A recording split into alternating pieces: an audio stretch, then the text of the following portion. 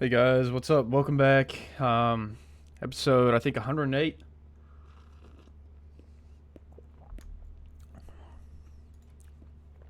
Yep, episode 108. And yeah, so episode 108. Let's take a look at our Pokemon of the day. Sorry, I kind of just blanked there a little bit. We got a Licky Tongue. Let's check out the Licky Tongue sound. This should be a funny one, I think. Licky Tongue. Licky tongue, tongue, licky tongue. Licky Tongue. Licky Tongue. tongue. Licky Tongue. There you go. That's me like singing a little bit. What a great sound. So yeah, let's take a look at, let's get a motivational quote of the day. This video is going to be a little weird if anyone is tuning in. I'm going to be like making lasagna halfway through this and then, you know, letting it cook while I, letting it cook while I, record the video. So let's take a look.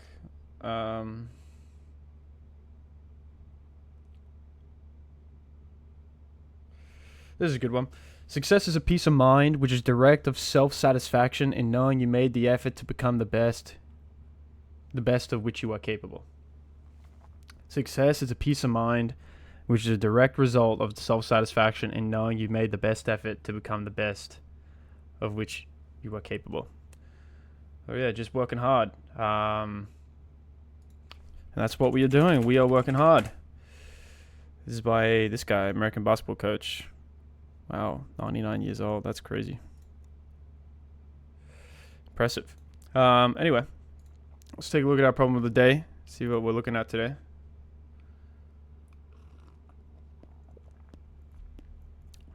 Got a hard problem today.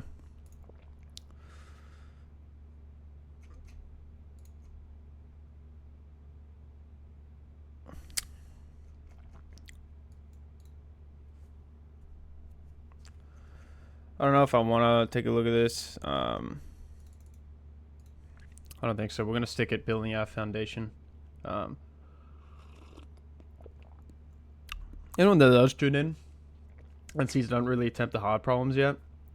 I mean, I've attempted a couple. I mean, how many have I got? I don't even know. Like, maybe 5. There you go, 5. I don't really attempt the hard problems yet because I'm trying to still build my foundations. You know, I want to feel confident in the easy, medium problems. You know, I just want to feel like, you know, those are easy to me and really understand, have a great grasp of the foundations. I feel like that's important before we start attempting these hard problems.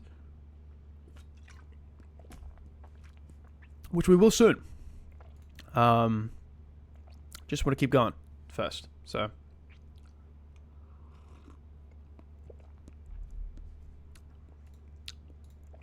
I just cannot believe it's May today. Like, literally, actually, we're going to go back to that. Like, how long? I mean, literally, this is when I first started Leetcode, like May 12th. It was right after graduation. And I started Leetcoding. So, you know, yeah, probably didn't really do much over the summer. It kind of started in September mainly. So, yeah, like, you know, we've been pretty solid. I mean, this month's been pretty solid. April, like, we nearly did every day, pretty much. Yeah. Cool stuff. Let's take a look. Let's jump into a problem. We're gonna get back to our DP problems. I know we've been getting kind of cooked on these DP problems, but I wanna keep going and keep thinking about these. So as long as I keep going, I believe we did coin change the other day. I think we did that yesterday. Coin change, Leetcode. Oh, Leetcode. Yeah, we did this yesterday. I was getting a little tired yesterday. Let's check out the maximum product subarray.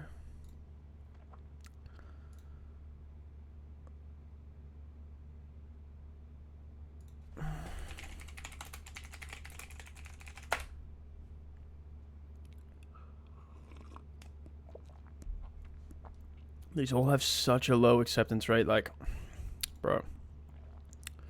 Crazy. Given an integer array nums, find a subarray that has the largest product and return the product. The largest product. 2.3 has the largest product.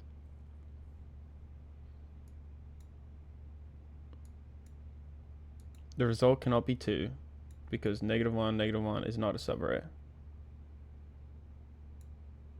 The product, so we're timesing here, right?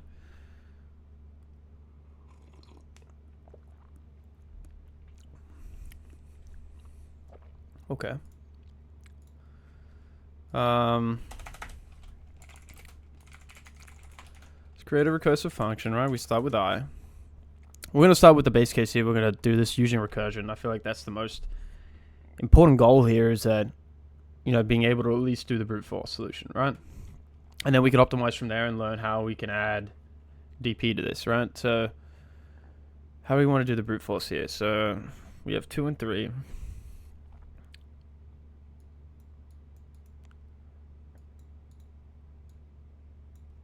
32-bit integer.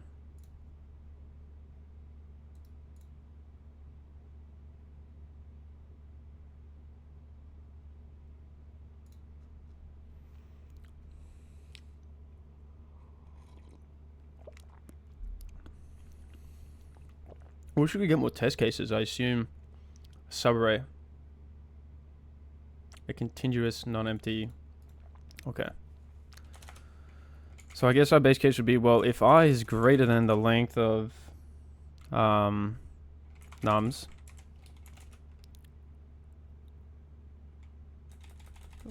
length of nums minus 1, and we can simply return, right? Otherwise,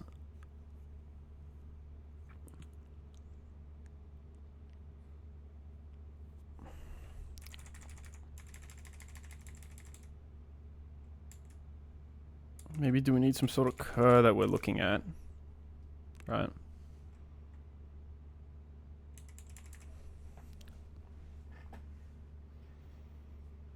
Trying to think here.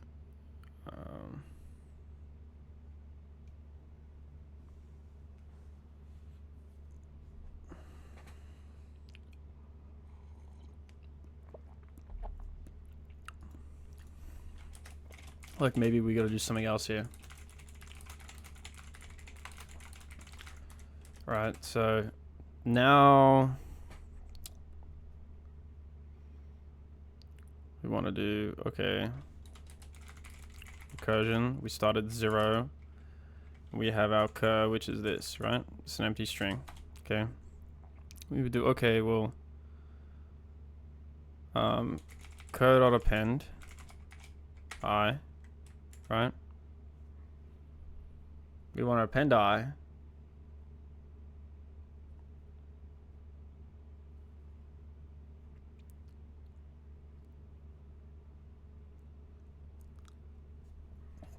Okay, then we want to call our recursive function again, I with cur.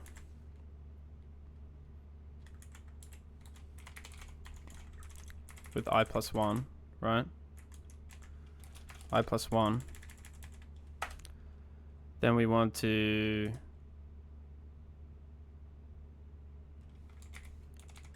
then we want to cur.pop.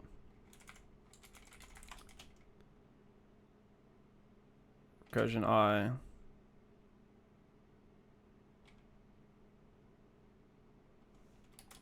This one, cool.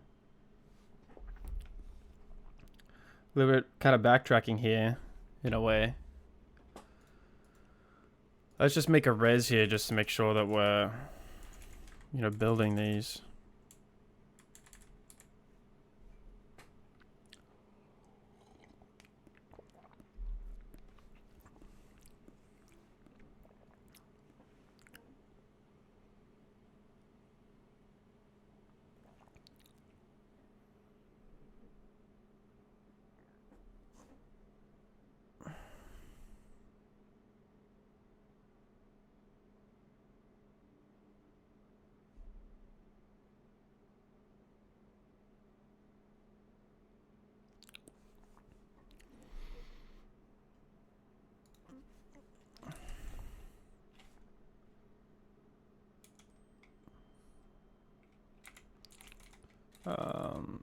Res.append append our cur here.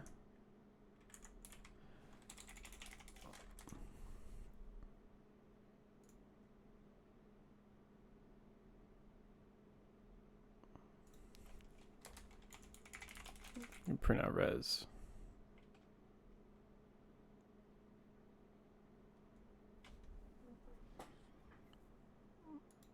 Okay, so we're doing it. We got 2, 3, 2, 2, 3, negative 2, 4, 2, 3, negative 2, 2, 3, 4, 2, 3, 2, 2, 4, 2.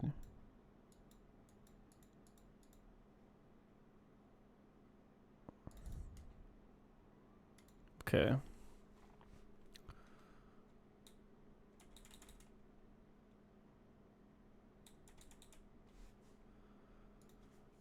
Okay, let's do, okay, well, if max, if the sum of cur is equal to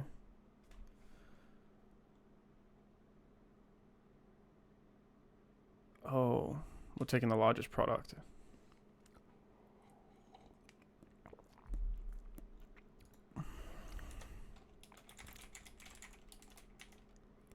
Total val is equal to 0.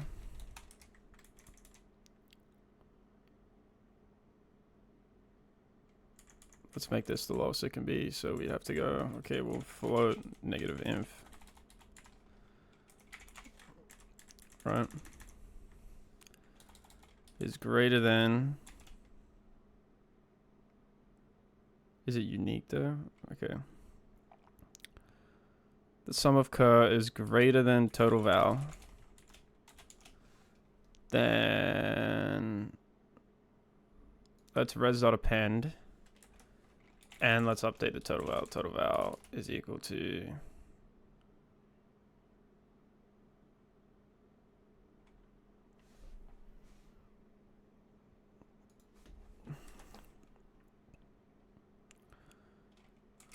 max val is equal to sum cur. Okay. So then we do, well, max val. If max val is greater than total val, res.append, cur.copy, total val is equal to max val.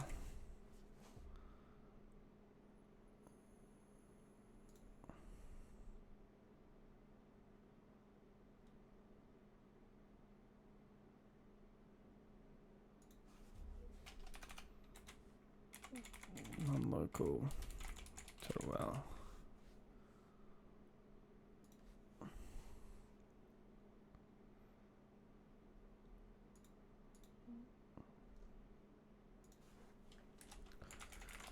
Let's print our res.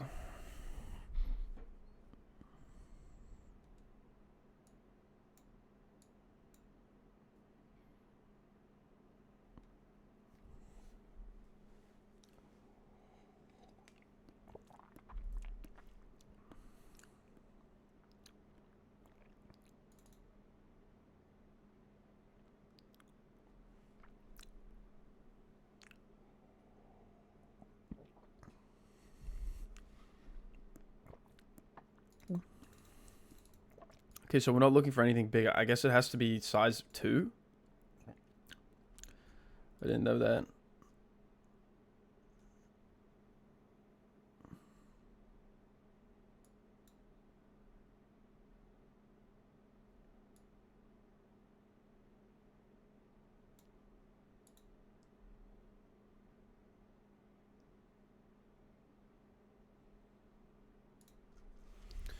This guy's trolling him. Okay. Print the res. We got 0, this. I'm trying to think it.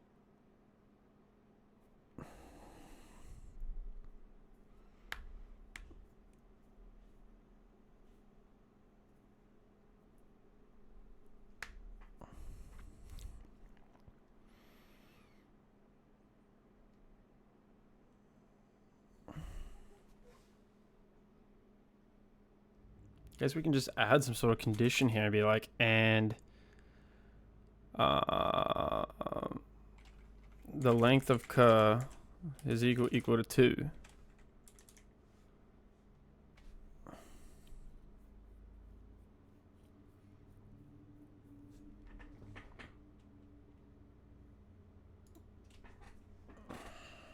I know this is going to be extremely slow because of it.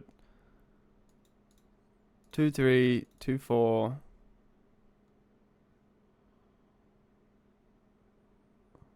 2, 3 is 6. But it's not contiguous, right?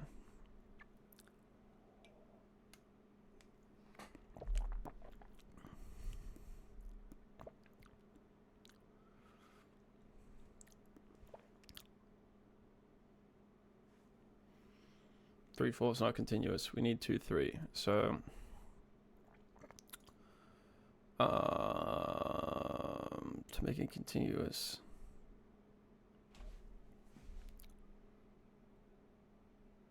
probably need some sort of like for loop or something.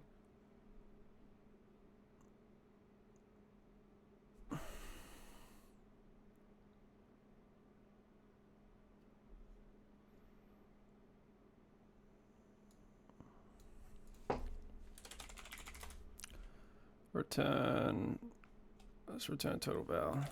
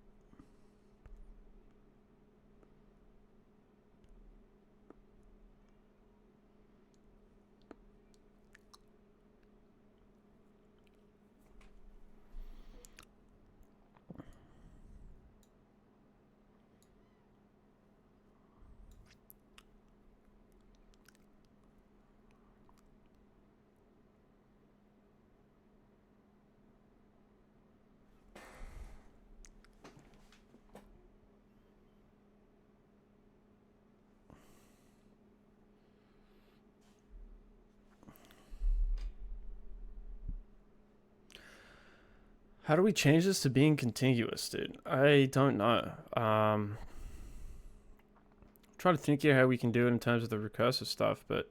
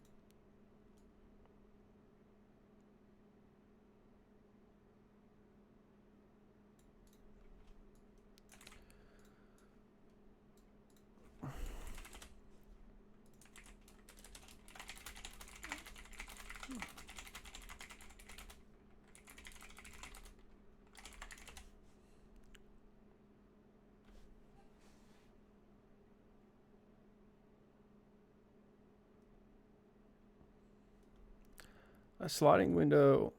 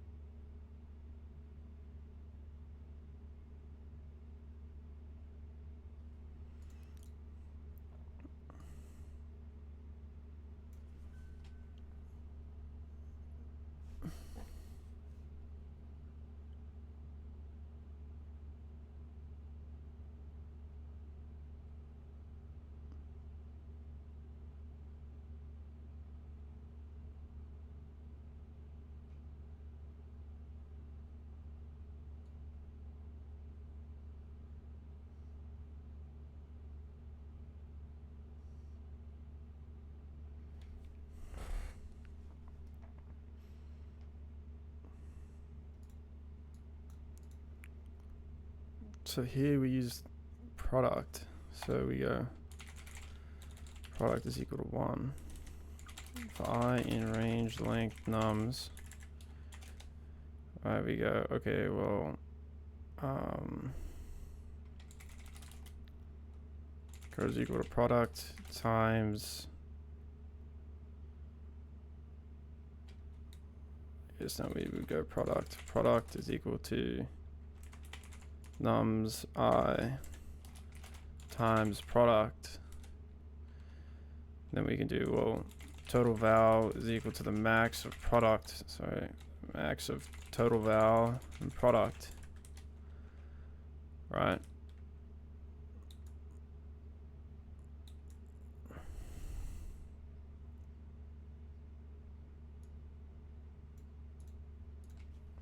Okay, well, for I in range length nums, we can go, okay, well, recursion I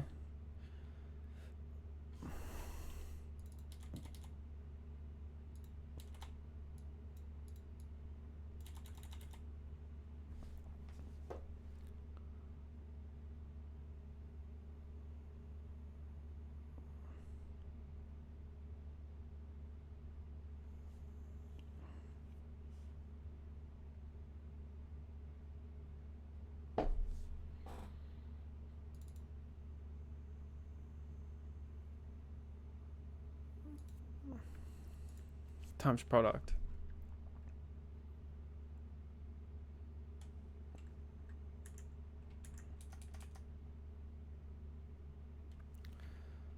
Let's do count, right? Count is equal to 0, right? I guess if the count count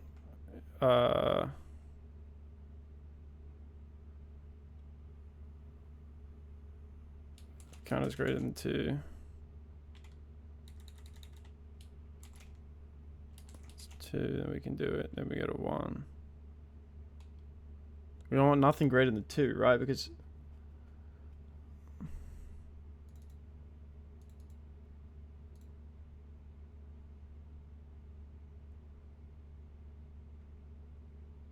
I guess we can just go range 2 here, right? Recursion I, total val. We update our total val. Return our total val.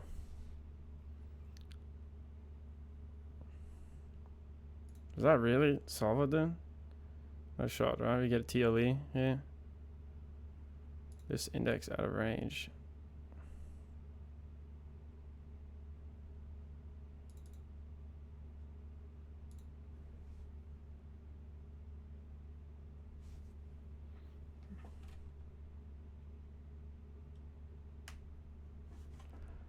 Guess we'd have to go length nums then, right? We'd have to go, okay, well, if the count is greater than less than 2, then we can do this stuff, right? Count plus equal to 1, right? So we go 1, then we go again, then we get 2, right? If it's not less than 2, then we're gonna run. Let's try this now.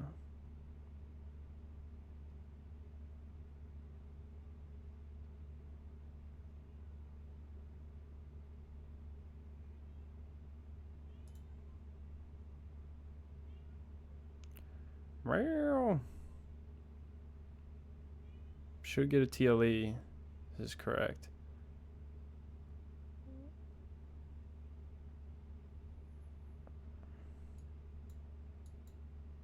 Expected to.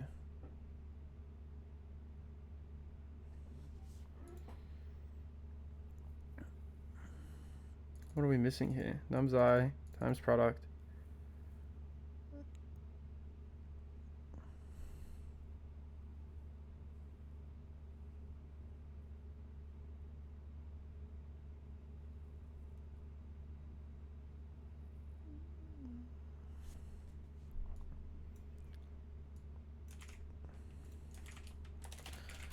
This is brute force. GeForce for 154. 152. 52 maximum product subarray.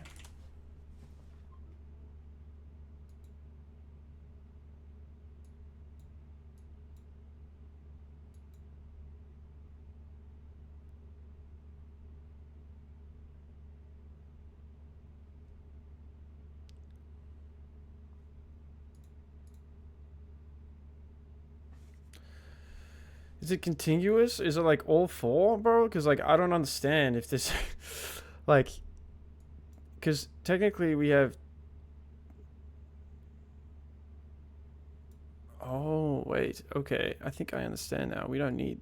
Okay, I see why there's 2, 3 here, right? Because 2, 3 is 6, but then we do 6, -2 is -12. And okay, if we see a negative, then it's always. So we don't need this. Okay, right. So we go through here.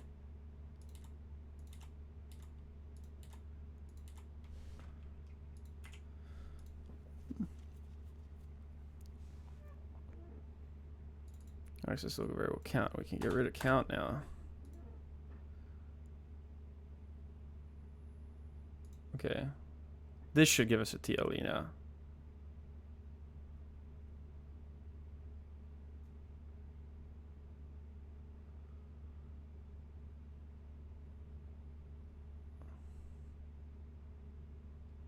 Okay, no. We're not getting a TLE. We're getting an output of 0 though. Why is that? Oh, okay. We're getting 0 here. Okay. So we have to somehow deal with the 0 case. So if we see a 0,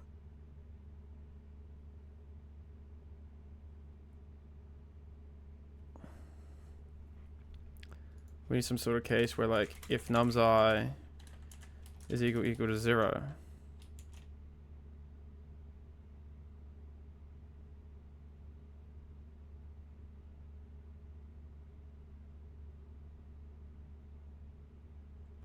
Well, it should give us a 2 anyway, because the 2's here.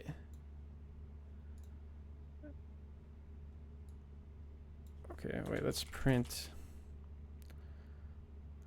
our num's I that we're looking at. I'm getting sick of this. Let's use the test case. Let's submit again.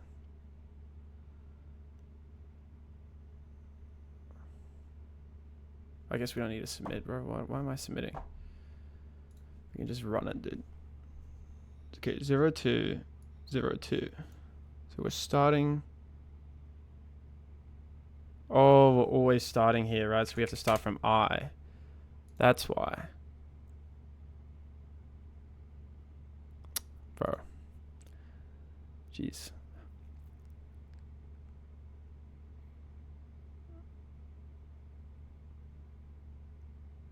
Now we should get a TLE.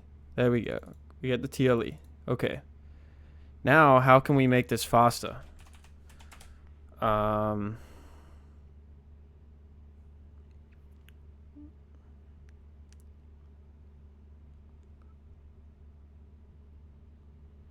Okay. Don't show me the answer. But how can I add DP to this? To integrate DP in your current approach, think about this. For each index file, you want to keep track of the maximum product ending at index I, the minimum product ending at index I, because now you know it can flip min max. Steps add DP. Initialize 2 DP arrays. DP max, max product ending at I, DP min, min product ending at I.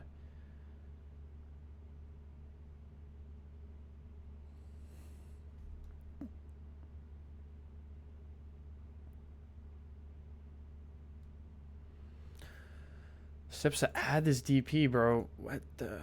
DP underscore max I, max product ending at I.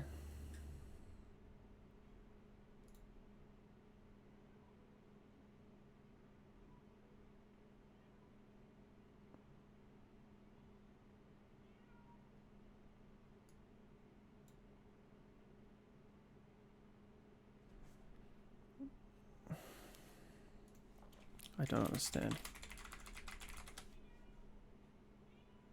Let's break it down step by step without jumping the full solution. You're trying to find the maximum. Let's say you're tracking the max product ending at I. Now suppose nums I is negative. A positive product so far will become negative. A negative product so far, a bad one, can become the new max if you multiply by this negative. So you need to track both the min and max products up to each position. Key idea in words. At each step, keep track of the maximum product ending at this index, the minimum product ending at this index, in case it becomes a max later. If nums I is negative, the max and min flip roles.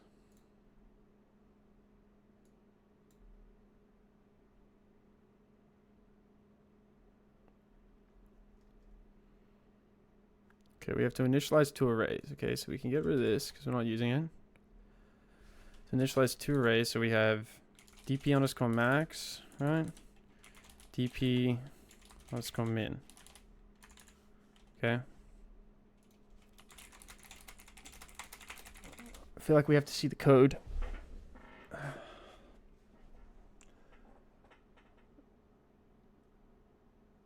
Oh.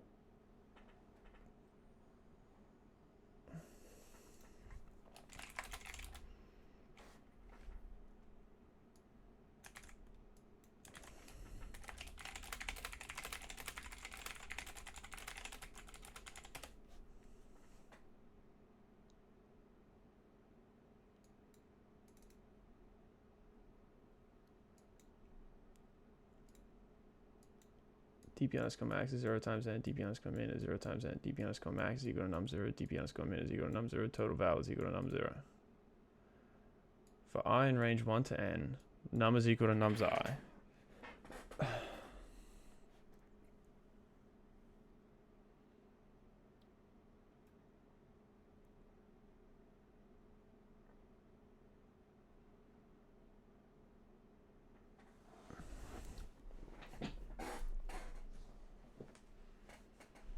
Place your recursion loop with a dp loop for I in range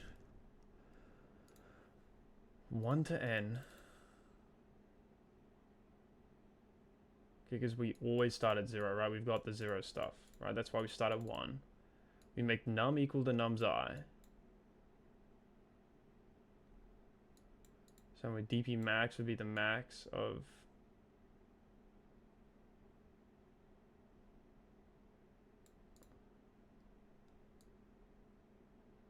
I guess we're taking the max of all of them, right? So the max of num times dp max I minus 1. Num times dp underscore min I minus 1. dp underscore min I is equal to min num times... Okay.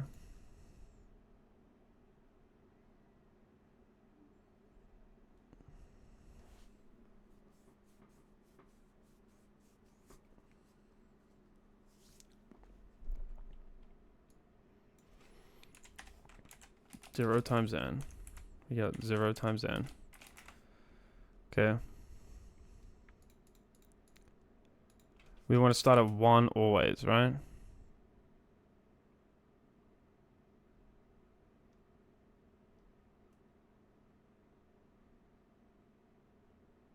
So we got total val. Our total val is num0. Total val is nums0. Then we make our dp underscore max. First value 0 is equal to, we make it equal to num0, right? Okay, we make our dp underscore max, dp underscore min 0 equal to num0, right? We loop through, we have our recursion, we loop through our non-local total val. Okay, we can get rid of the product because we're not making that anymore. Get rid of this print, right? So we can call recursion I from here, right? We start at 1 and we call recursion I, okay? Inside of here, we go, okay, well for I in range I, and we can go nums. Let's just do num is equal to nums I, right? Then what can we do here, right? We need to take, okay, We need to take the, let's do dp underscore max I is equal to the max of num, or we want dp underscore max I times, okay, max I minus 1 times num, right? So I was thinking, I was like, why would we times 0? We're always going to get 0. dp underscore max I minus 1 times num. Then we do the same over here, right? We would get the max of num dp underscore max I minus 1 times num dp underscore max I minus 1 times num. Sorry, we want dp underscore min. Whoops. We want the min here.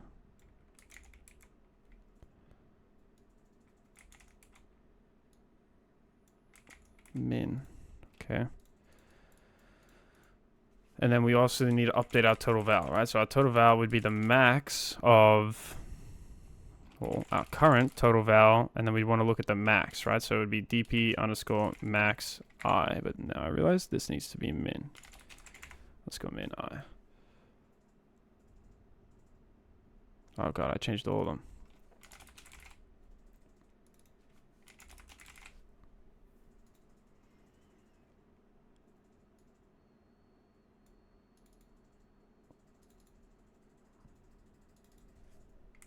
This needs to be min.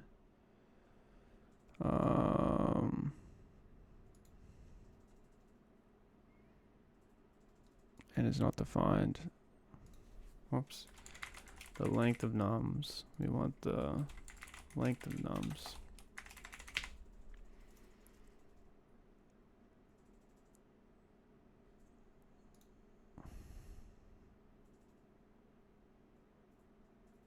Will this submit?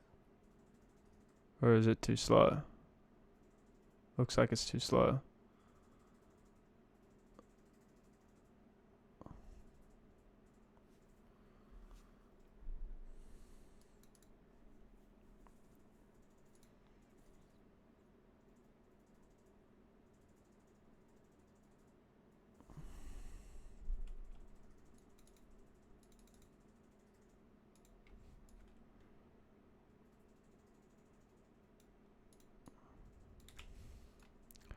Guess technically we don't need this. I feel like in a way we could just get rid of this recursion.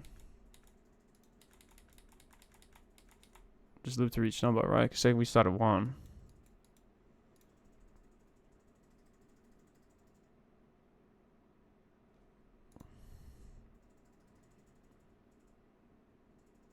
Okay, we're doing something wrong here.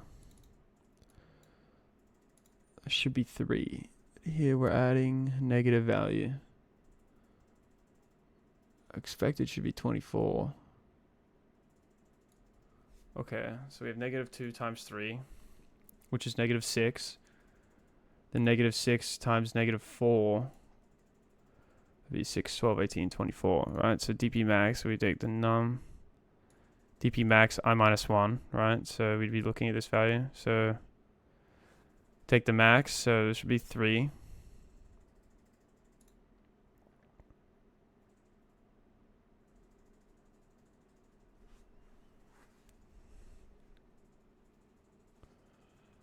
Oh shit, we're fucking up something here. We're doing the same thing here.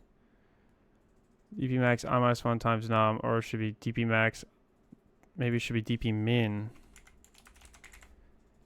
I minus 1 times num.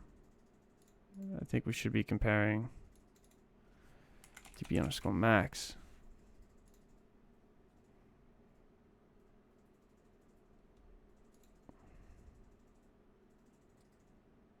There we go.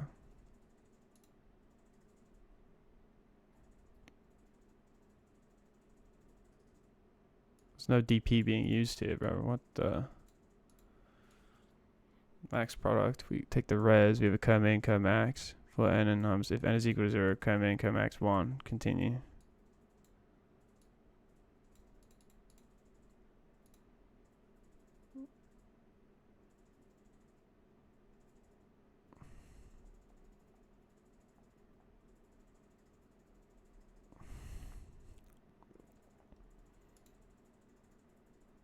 Okay, that one wasn't too bad. I feel like I really understood that. I understood the code here, what's being done here. It's kind of like a prefix sum sort of DP problem. We haven't really done that before, so that was definitely interesting. So we did the brute force, then we did this one, so that's good. Happy about that. I'm going to quickly pause the video here. I'm going to quickly run in and throw my lasagna in the oven. I'll be back. Okay, I just turned on the oven. Guess when I hear the oven beep, I'll throw it in. In the meantime, we can jump to our next problem. Let's take a look at this one, the longest increasing subsequence.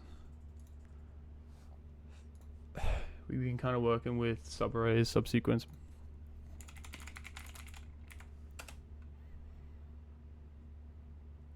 What is it called? Longest increasing.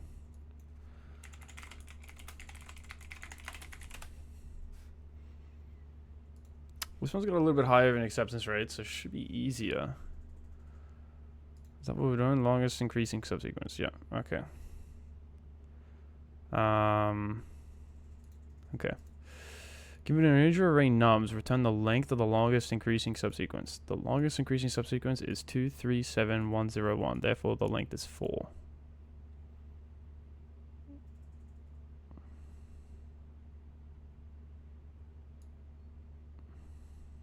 Okay, so we're skipping numbers here. 237, 101, 18, right? So we're somehow skipping these numbers here. So I'm trying to think here, how can we approach this brute force problem?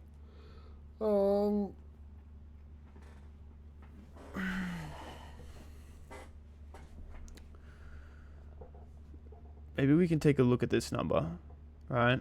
Then we can keep looping until we find a number that's bigger, right? We see 101, and then we save that, right?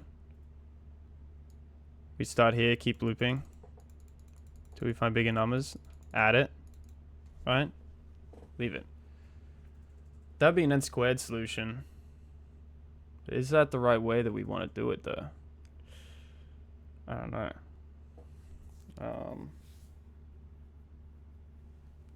And the next part is, how do we add DP to the problem? And O of n log n time.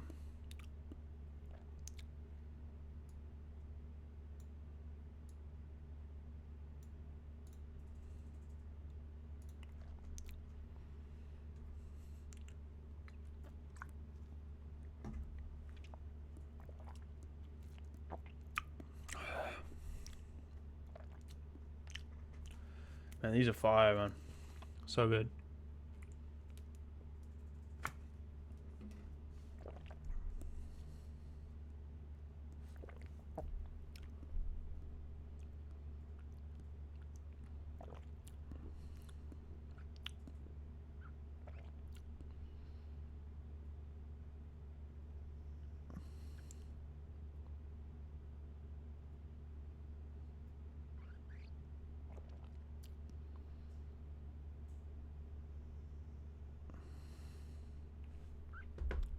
Okay. Let's do the n squared solution here. Which I believe should be, we just start at this number, we loop through each number, and we just add numbers that are bigger than it, right? Okay. Range, length, nums. Okay. Here's an interview, right? We're going to start with the brute force solution, right? You're going to start with the interview. Okay. The brute force solution. Let's figure that out first. Okay. So we start here. Okay. We do, I guess we do an empty cur every time, right? We cur.append I, right?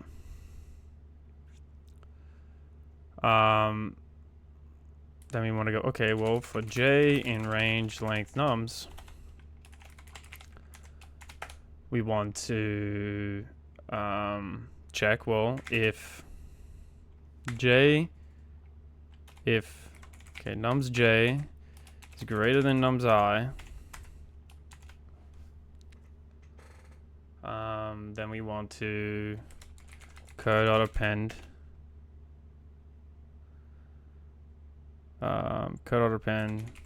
nums I, right?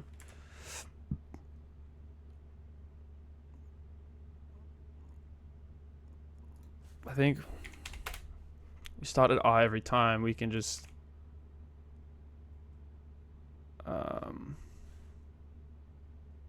I guess we have to go here. We have to start from the one in front of I. Yeah, it's greater than nums I.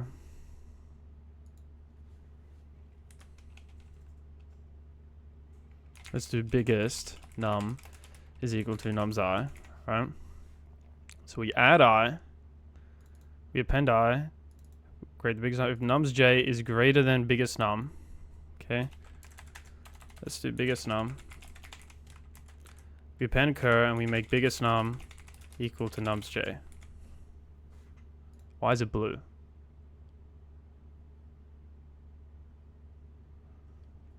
So what happens if it's equal to? As long as it's increasing subsequence, right? Okay. Then once we finish with this, we'd want to check, okay, well, nums, check the length, right? So we would go, okay, well, just get out some sort of res here, right? Res is equal to 0. Well,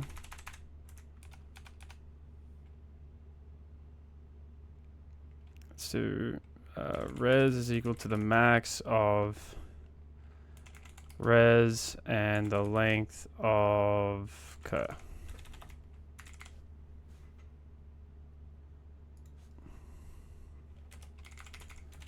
Then we can just return res. I believe this should work. Okay, we got invalid syntax. We forgot a bracket here.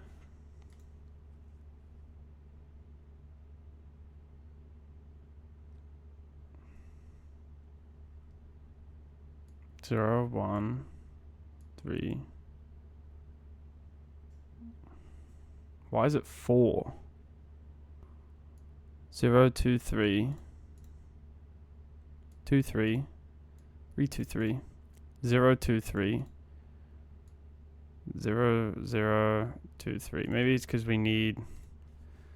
If it's equal to, then maybe it should be fine.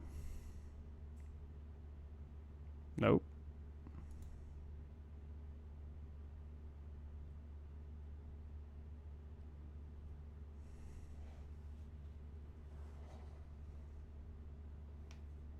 Expected 1. Okay, so then it shouldn't be this.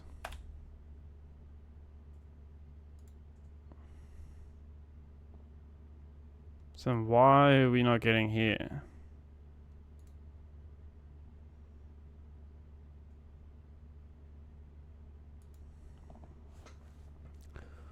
Why is it not liking this? I don't know. Nums j is greater than num. We append. Code.append nums j.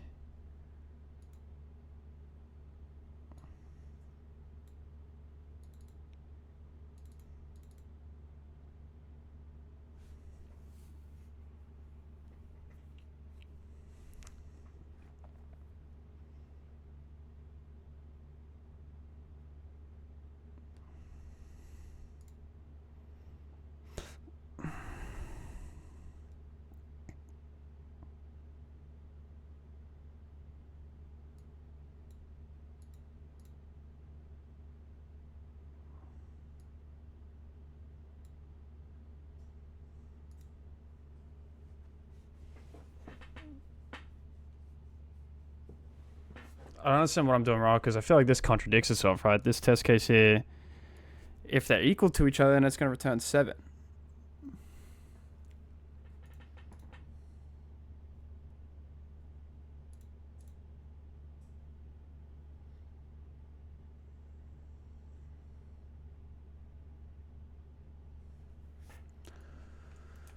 I don't know.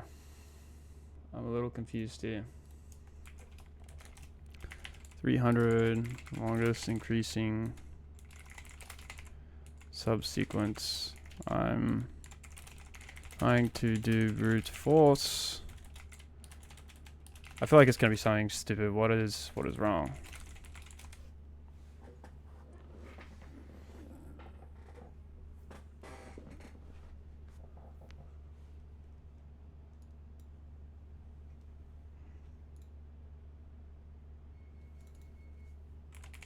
Nums I.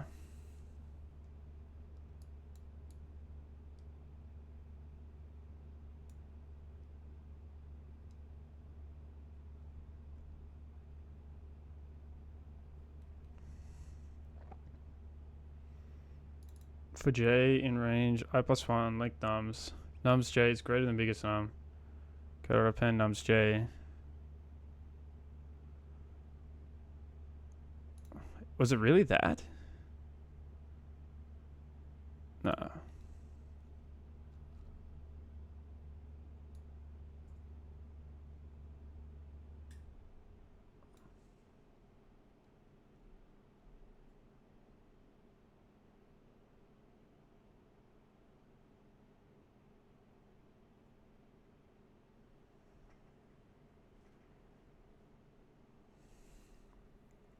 I'm so confused. So why is this not passing all test cases as brute force?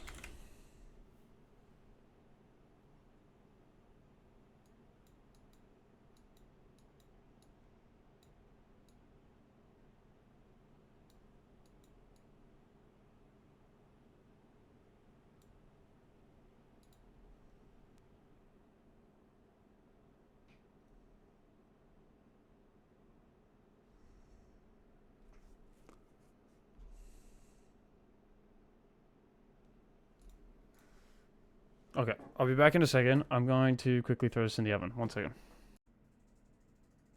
Okay, I'm back. Just put it in the oven. I was reading a little bit why. So obviously this is a greedy solution, but I don't understand why this does not submit, because I feel like it should find the correct. Is this tagged as binary search dynamic programming?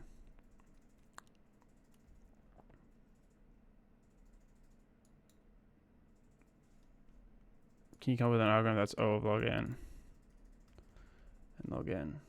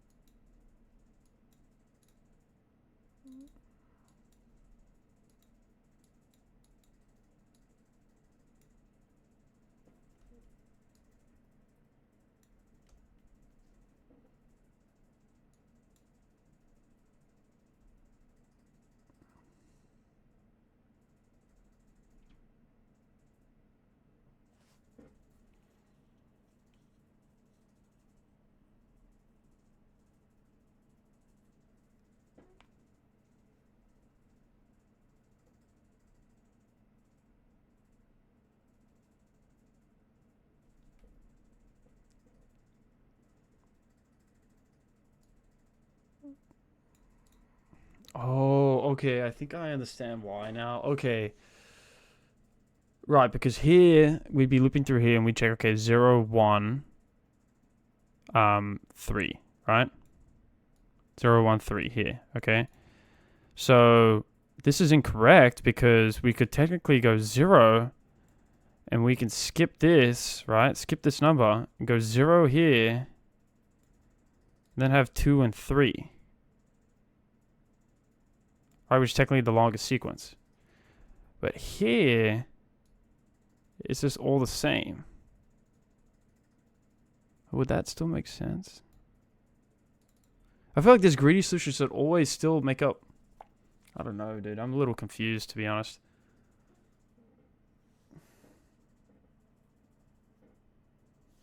I'm still a little confused, not gonna lie.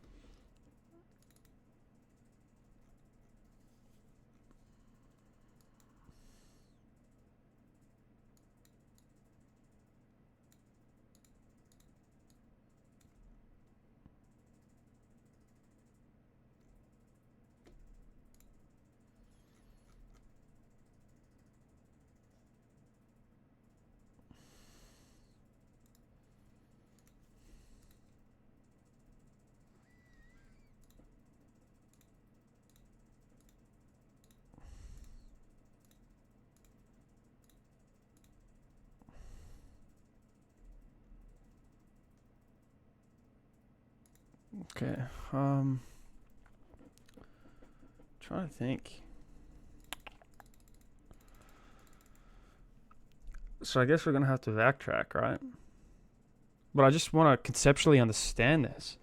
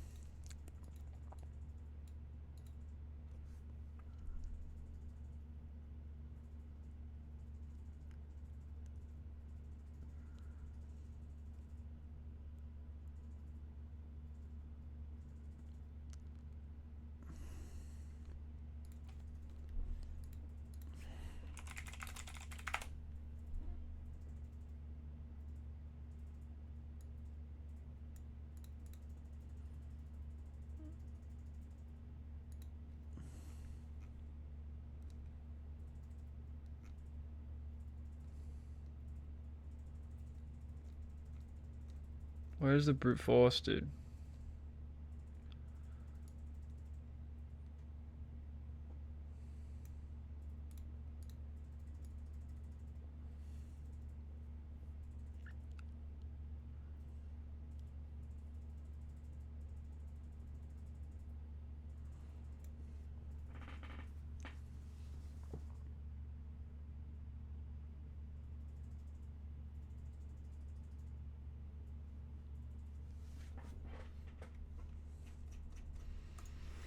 So the brute force way.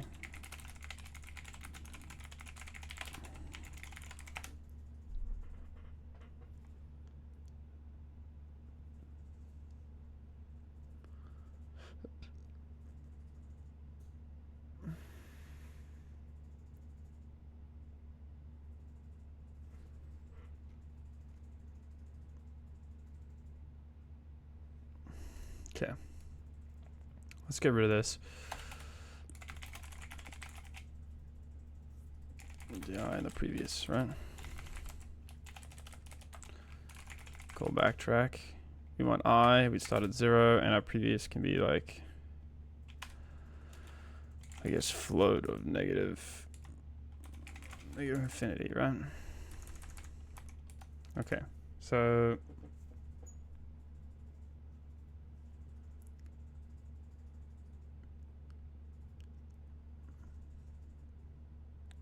if I is equal, how would we brute force this? So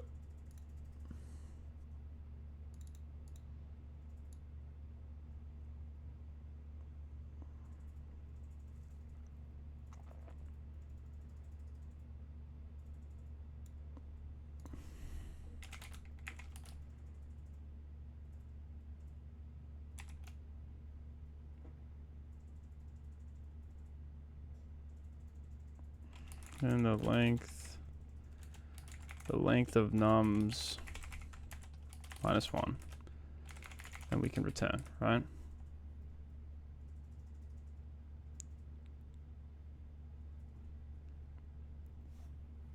Otherwise, what do we want to do here? Okay, we want to look at this number, okay? And then we want to, I guess we'd have to check, okay, well, if nums I is greater than prev, then we can add, right?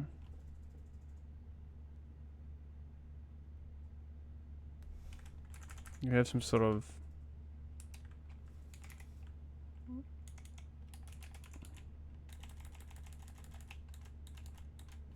I guess we need some sort of like cur here, right?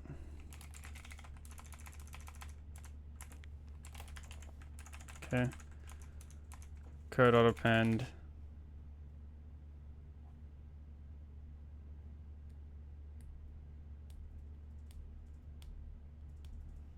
And nums I, right?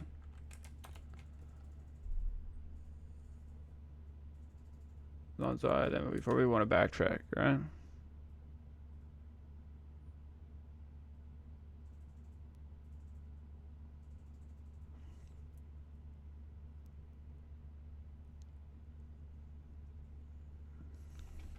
Backtrack. I +1.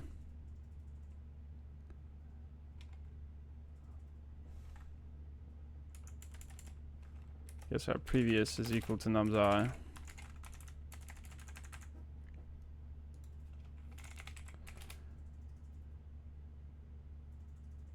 I guess we can just do nums I technically. We don't even need to reinitialize it. And then we can obviously pass through cur, right? Otherwise,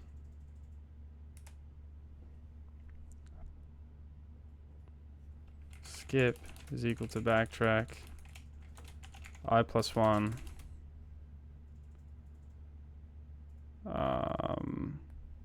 cur. Guess we need nums I. We would need prev and cur.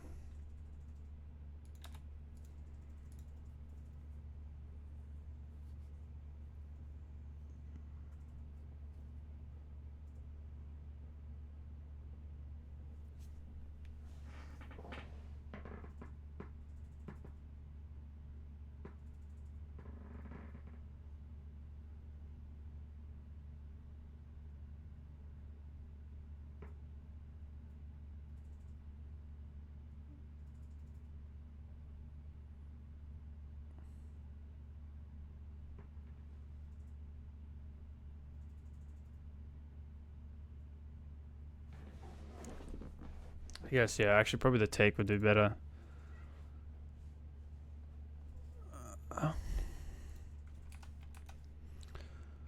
Probably return the max of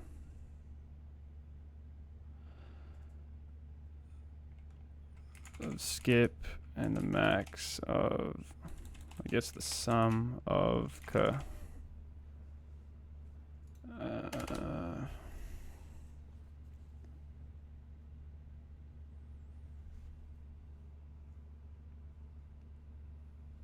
Need a comma here.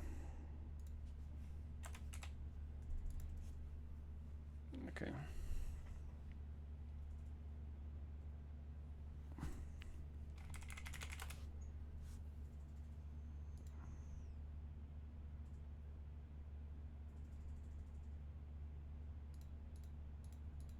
One 745. How do we get so many?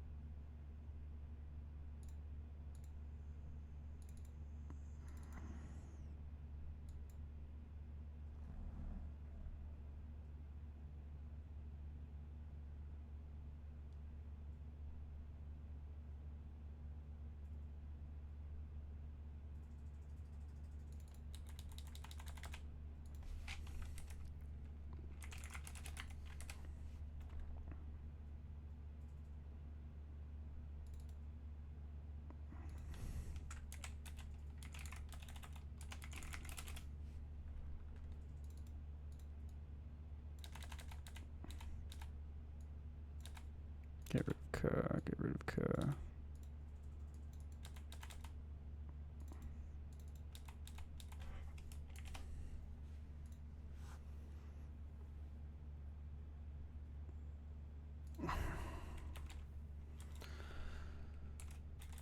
Let's do take and skip.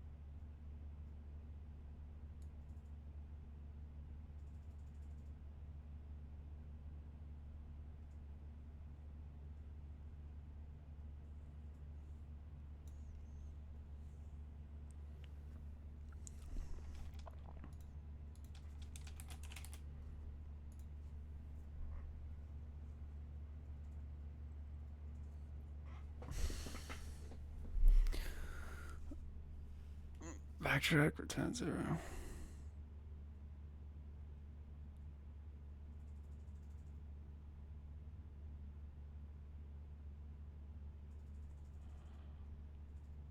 Call out take.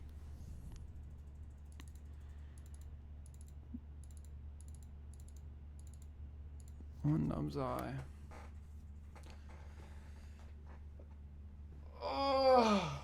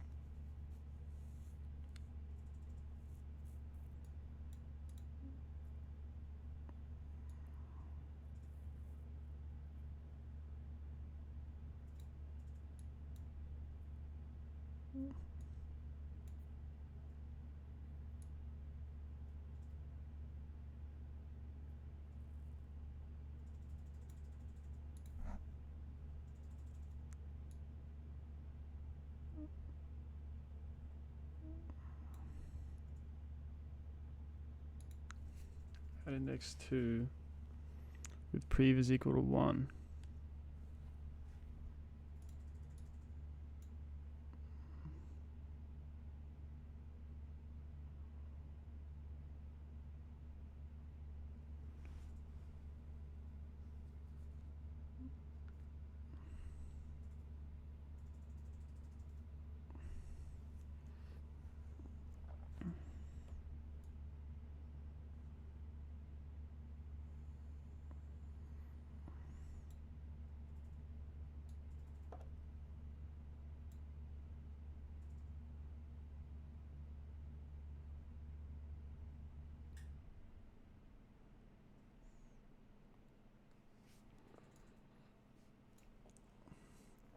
Take 0.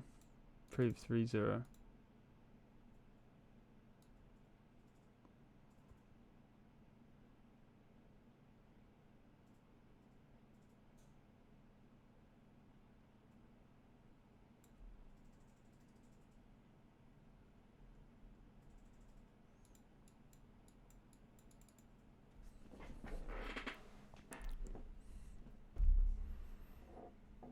We backtrack 1 0. Bro, this is so confusing.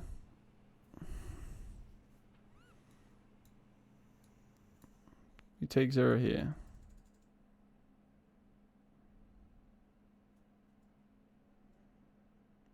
Track 2 1.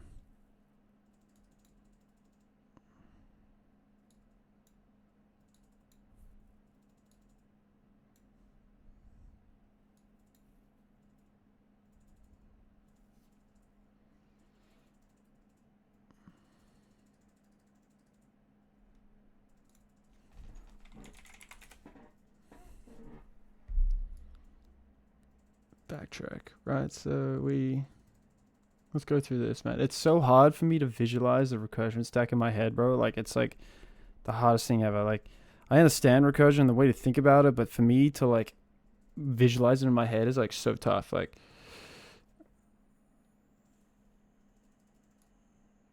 so B 0 negative inf, right? This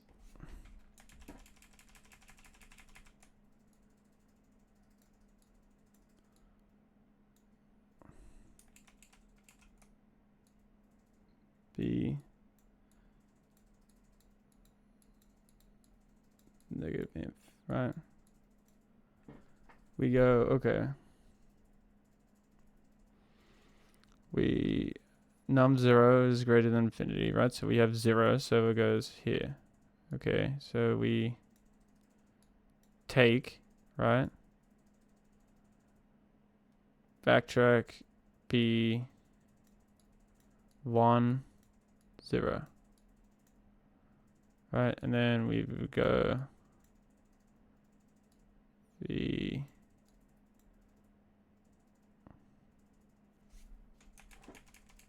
V1 0, right? Because we haven't even got back to it, so we're back. We call this, right? Then we go, okay. We're at 1.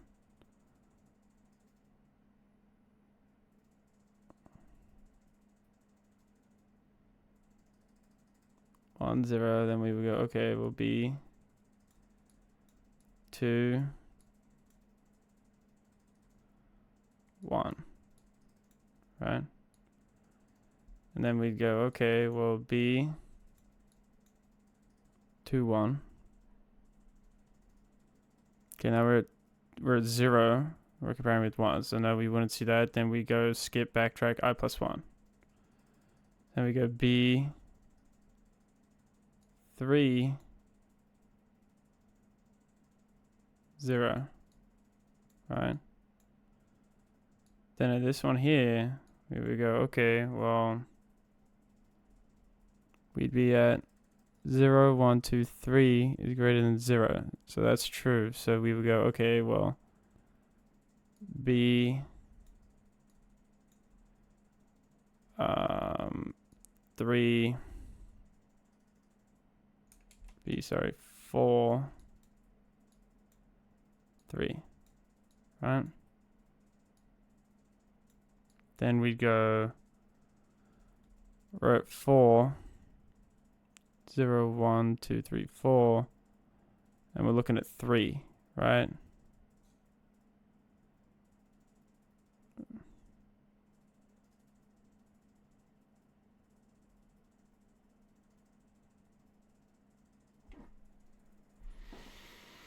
We're at 4 3, right? I nums I4 0 1 2 3 4 2 is greater than prev. Well, our prev is 3, right? It doesn't work. That means we'd skip. We go 5 3.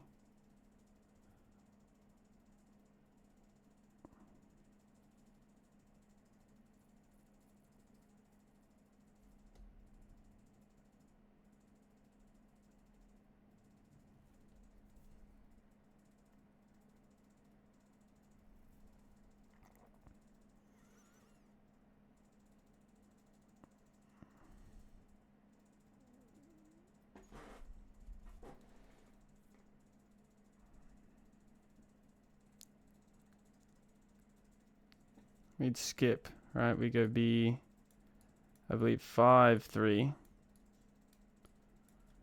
So then we go to 5, 0, 1, 2, 3, 4, 5, right?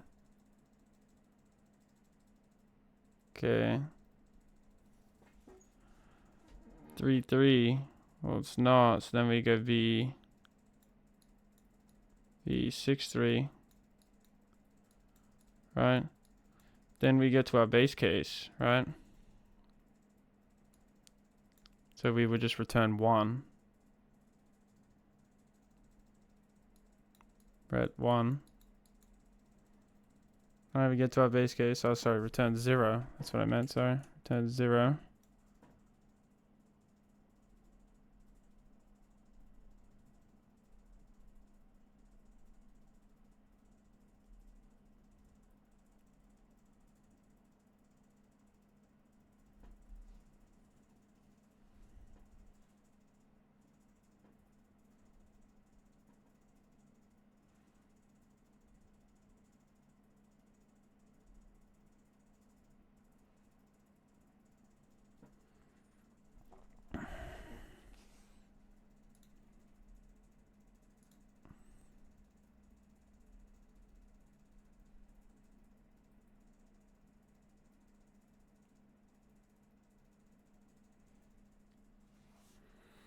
Should be a TLE, right?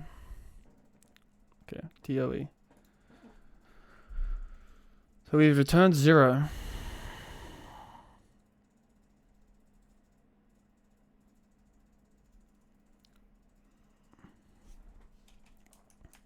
B6, 3, right? We'd return 0 here. So we would go back to this function call.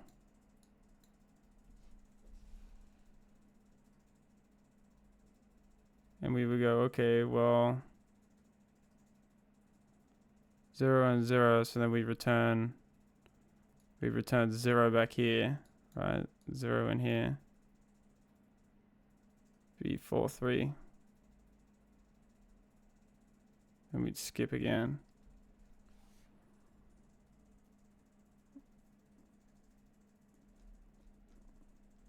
Why are you returning 1?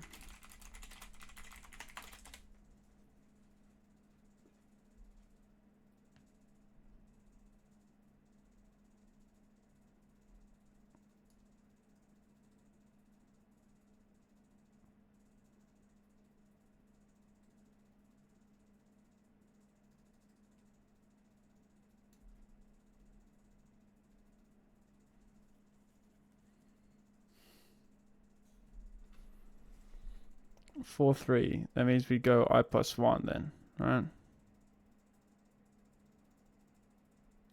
Back to 5, 3.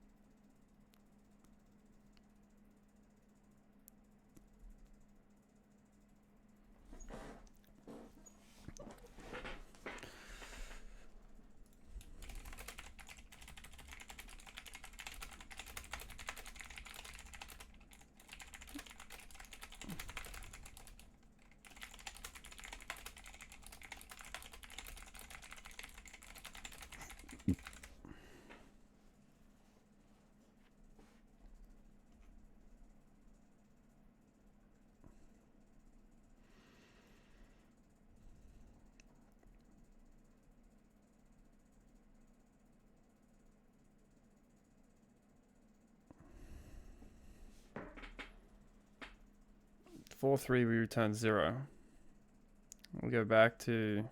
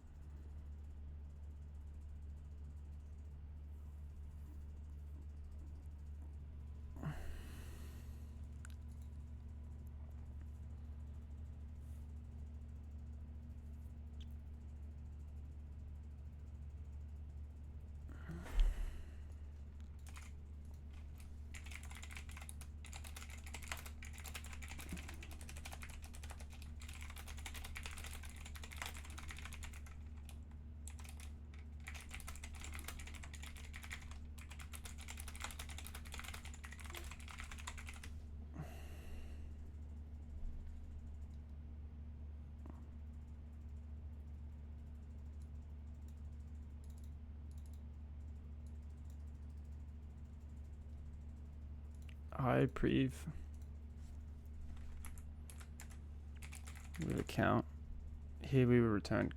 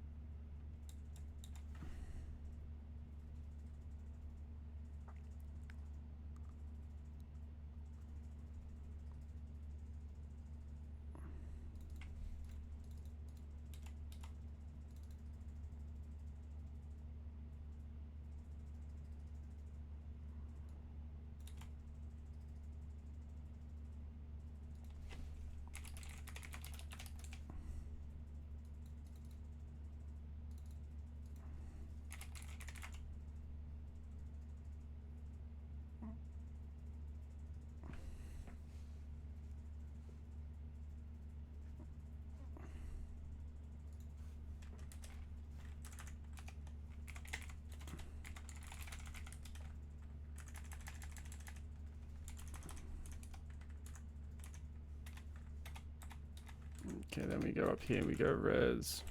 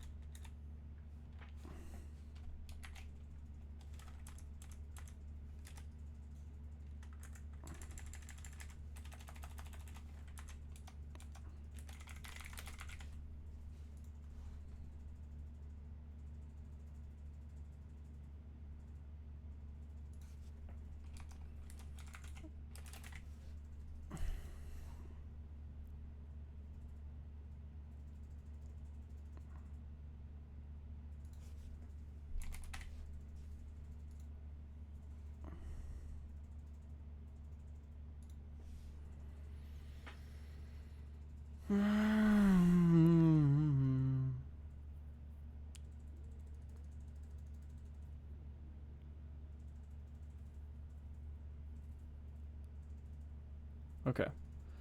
So now, dude, I've been so locked in trying to focus on this. Now we need to add the DP. Now, how can we add DP to this?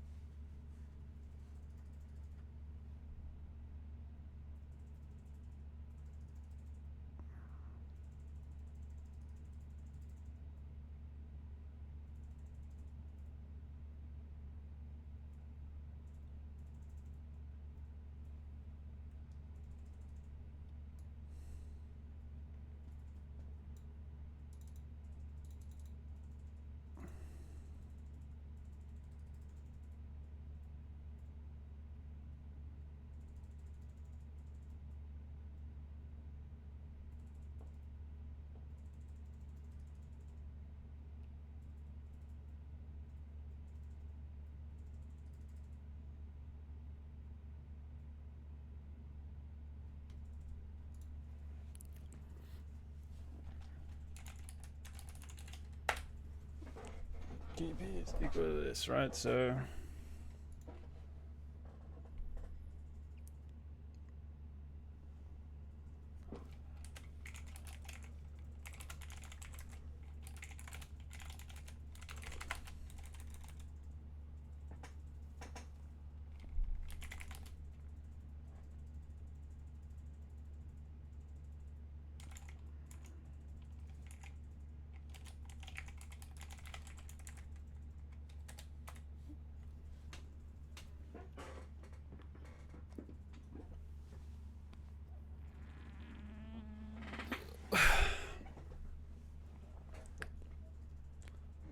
all depends on I, the current index, and nums, the pre.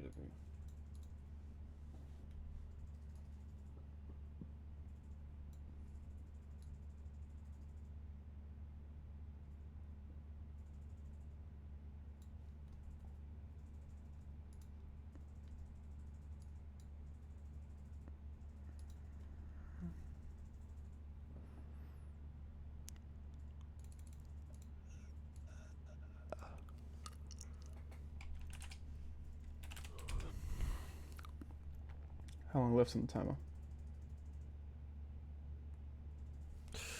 Getting a little hungry, man. Okay.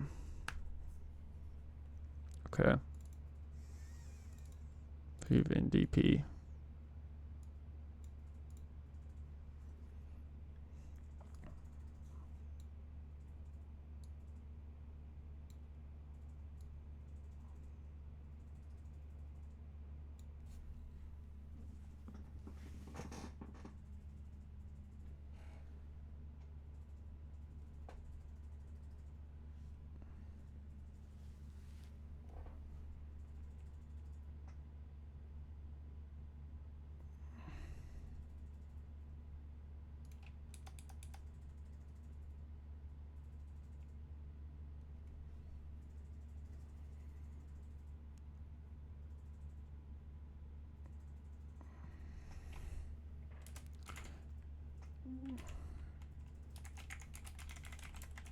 DPI priv is equal to the max of take and skip.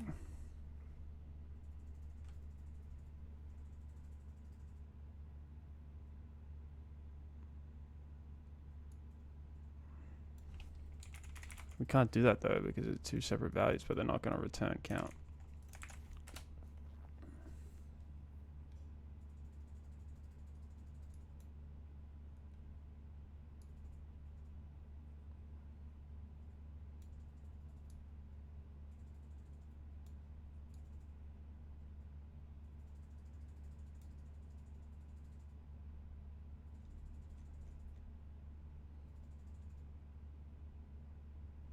Change the function so it returns the max.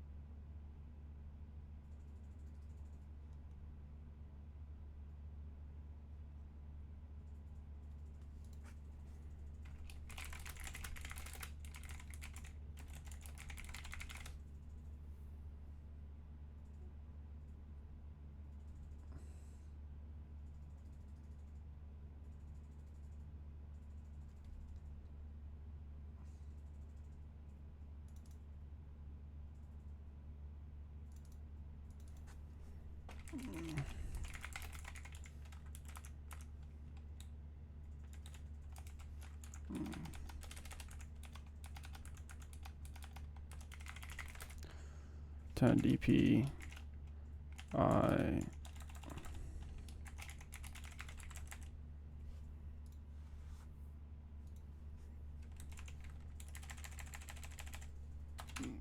brief, right? Skip.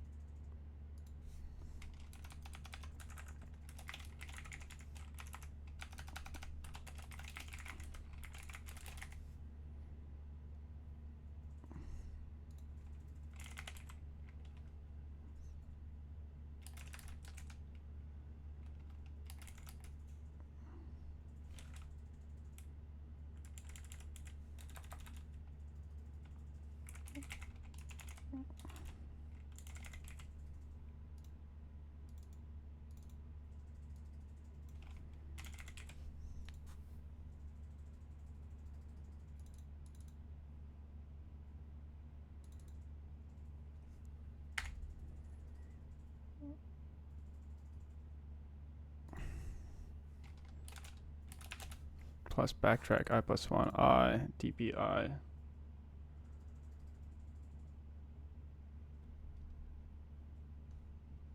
Times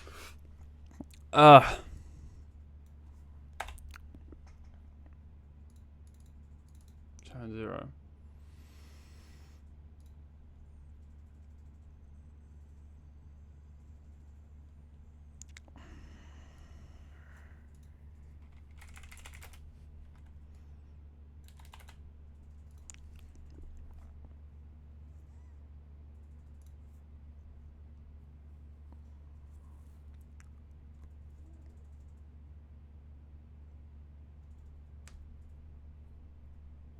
Memory limit exceeded.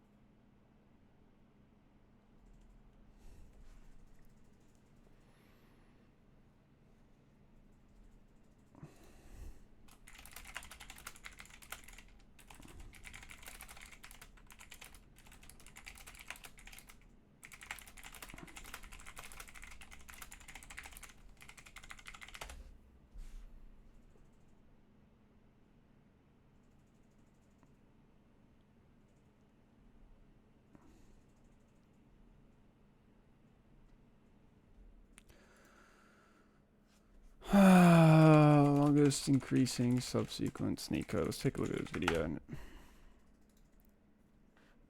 Hey everyone, welcome back. Let's solve another problem today, longest increasing subsequence. And this is another tricky dynamic programming problem. And I'm going to show you how to go from the recursive solution to the dynamic programming solution. So we're given an array of numbers and we just want to return the length of the longest increasing subsequence. And if you don't know what a subsequence is, it's basically like, let's say this is our input array. We're basically taking a subarray, but that subarray does not have to be contiguous. So like we have from here, so subsequence is 3, 6, 2, 7. Basically, we took this subarray and we removed 1, 2 from it, and we removed a 1 from it. And now it's 3, 6, 2, 7.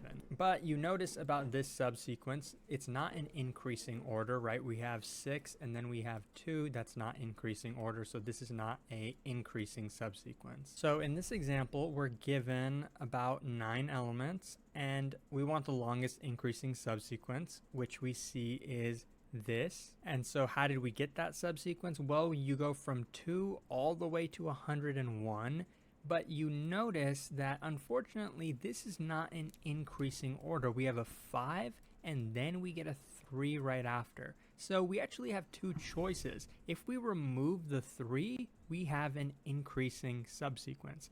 If we remove the 5, we also have an increasing subsequence. But we just care about the length, which in this case is 4, so we return 4. So the first idea you might have is brute force using depth first search. So let's say that this is our input array, so we have 6 elements.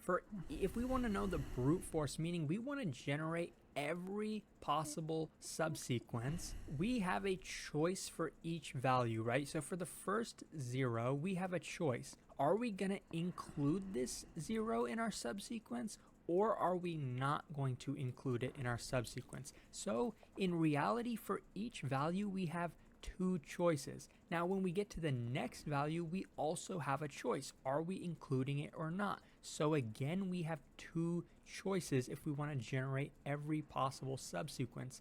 So we do that for every single value, and then we see that there are actually 2 to the power of n possible subsequences, where n is the number of values given in our input array. So already you can see the time complexity is not going to be great, but can we take this brute force approach and then somehow modify it to get a better solution like n squared. So let's look at another example, and this time we're going to do depth first search with caching, and we're going to see how that improves our time complexity. So we have an example of 4 elements. So it's kind of obvious that this is our longest increasing subsequence. So the result is going to be 3 elements.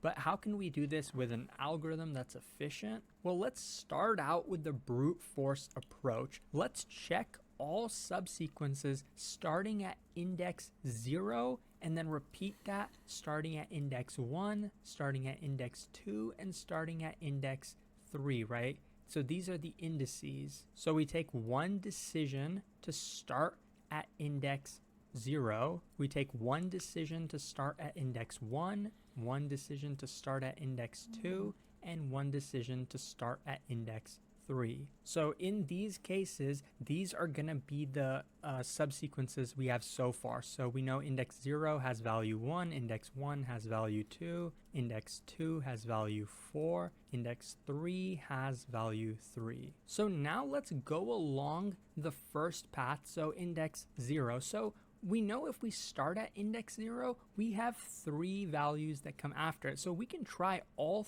3 of these possible decisions. So we can go along index 1, index 2, and index 3. And we see that all 3 are possibly valid because all 3 of these values are greater than 1. So we can continue these subsequences. So we know index 1 has value 2, index 2 has value 4, so we can add a 4. Index 3 has value 3, so we can add a 3 to our subsequence that originally was just. Back in a second, gotta switch out the lasagna. Okay, I'm back. We're gonna keep going. We took index 0 and index 1, so for here we only have 2 indices that come after these 2 values, so let's continue our decisions. We see that both 4 and 3 are greater than the last value in our subsequence, which is 2, so we can choose both of these decisions. So if we take index 2, then we can add a 4 to our subsequence. If we take index 3, we can add a 3 to our subsequence. So now let's continue here. We have 3 values so far in our subsequence, and there's one index that comes after 2, index 3. It has a value 3. So can we add a 3 to our subsequence? We'll get 1, 2, 4, and then 3. But this 3 is not greater than the last value in our subsequence. So we technically cannot make this decision. So we cannot continue to increase this subsequence anymore. So we can mark this as reaching its limit. We cannot continue it anymore. What about this one? Well, it stopped at index 3, which was over here. So are there any elements that come after it now? No, there's not any elements. So this subsequence has also reached its limit. So we cannot increase it anymore. But so now let's focus on this caching part. What kind of repeated work have we eliminated? Well, let's just do this out of order. Instead of doing these first, let me show you what happens if we try to extend the 3 now. We try to get another element, right? We started at index 3, but we know that no values come after index 3. So this one cannot be continued. But what do we know about index 3? If we start at index 3 and we want the longest increasing subsequence, we just get a single 3. So that tells us that LIS starting at index 3 is 1. We don't need to repeat this work. And isn't that what we just learned over here? Even though this subsequence is length 3, we are talking about starting at the 3, and we noticed we could add a 3 to it, right? This was the element that we added, but as soon as we added that 3, we could not increase this subsequence anymore, right? That's what this X tells us. We were only able to add 1 element if we start at index 3.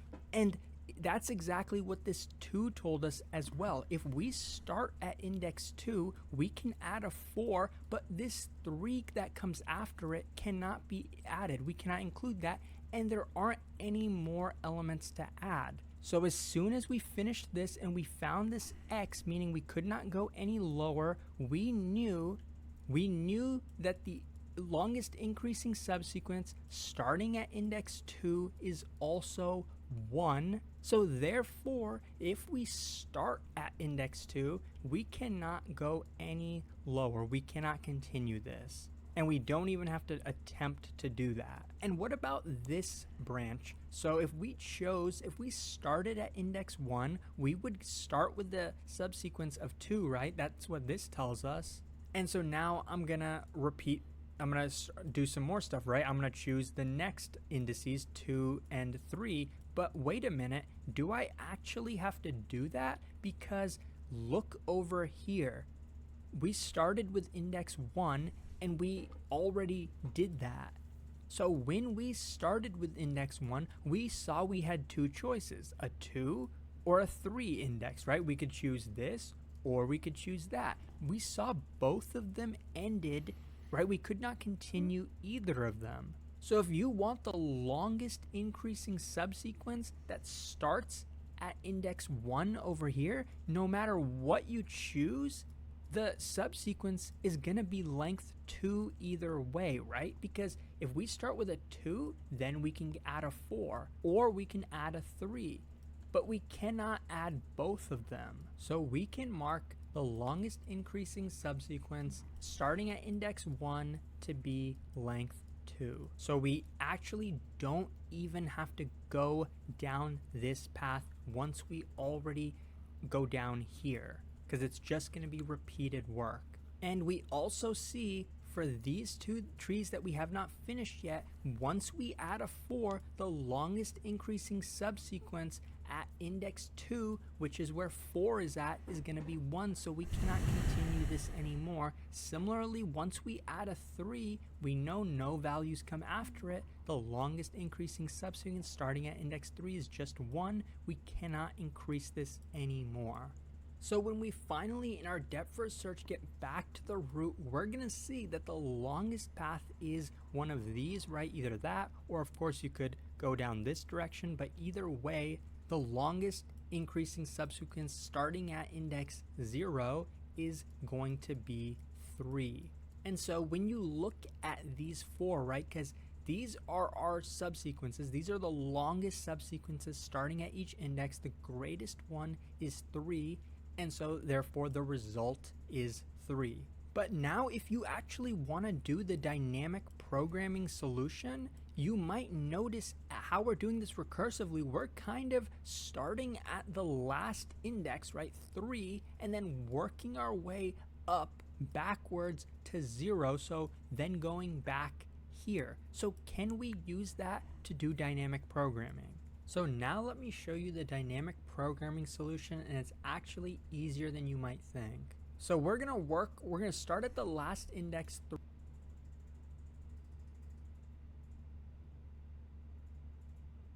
3 and then work our way backward. So we know this is kind of the base case, right? No values come after it. So the longest increasing subsequence we could make from here is just going to be length 1 anyway. So we can say the LIS starting at index 3 is just 1. That's the max length. Now, how do we get the longest increasing subsequence starting at index 2, which is just 1 shifted to the left? Well, one possibility is just 4 by itself, right? So that's one possibility. It could just be 1, or it could be 1 plus the longest increasing subsequence starting at position 3. And what this means is if we take both of these, right? Because LIS of 3 is just 1, right? So 3 by itself. But we're only allowed to do this if the value nums at index 2, which we know is 4, is less than nums at index 3, which we know is 3. Is this true? This is not true. So we are not allowed to do this. So normally we would take the max of these two values, but we know that the condition to take the max of this does not satisfy, so we only have one choice, 1. So the LIS of this is going to be 1. I'll put it over here like in the corner. So again, we're going to work our way backwards. So let's get the longest increasing subsequence one index back at index 1. So we're going to do the similar thing that we just did. So we know we could take a subsequence 2 by itself, right? That's one choice. 1 is a choice, length 1. We also have a choice, 1 plus the longest increasing subsequence starting at 4, and we're allowed to do this because 2 is less than 4, so it is increasing. The subsequence is increasing. So another choice is 1 plus LIS of 2, and another choice is Oh, I'll be back again in a second. Okay, I'm back. 2 is less than 3, right? 2 is less than 3, so the subsequence is in increasing order. So 1 plus LIS of 3. Now we know that this is 2 and this is 2, so it doesn't really matter which one we do. The LIS of 1 is going to be equal to 2 regardless. So now we want the longest increasing subsequence starting at index 0, and we're just going to repeat what we just did. So we could take 1 by itself, which is just 1, or we could take 1, add it with the longest increasing subsequence starting at 2, or this longest increasing subsequence starting at this index or this index. So we know we're going to get 1 plus 1 from here. We're going to get 1 plus 1 from here. And we're going to get 1 plus 2 from here. And we're allowed to do all of these because you notice 2 is greater than 1, 4 is greater than 1, and 3 is greater than 1. So they are in increasing order. So then we know that the longest increasing subsequence of this is going to be equal to 3, which is what we want. So this is a much better solution. The dynamic programming solution is much better than brute force because the time complexity is O of n squared. But why is it O of n squared? Well, you see we're working backwards. We start at 3 and then we check every position afterwards, which is not too bad, right? So then we iterate through basically every value here. When we start at 4, we have to look at every value that comes after it. There's only one value that's good for us. So we iterate through these 2 values. When we start at 2, we have to check these subsequences starting at these 2 values. So then we have to end up iterating through 2 and every value that comes after, and we do the same thing for 1. So we iterate through 1 and every value that comes after. So you can tell by looking at this pattern is similar to an n squared pattern. So now let's finally write the code. So we know we're going to do this dynamic programming style. So let's have a cache or a list. It's initially going to be set to 1. Every value is going to be set to 1. It's going to be the length of the input array that we're given. So every longest increasing subsequence starting at every value or every index is initially just set to 1. We're going to try to find what the max is. So we want to iterate through every index in the range of our input array, and we want to do it in reverse order. So that's what I'm going to do in Python.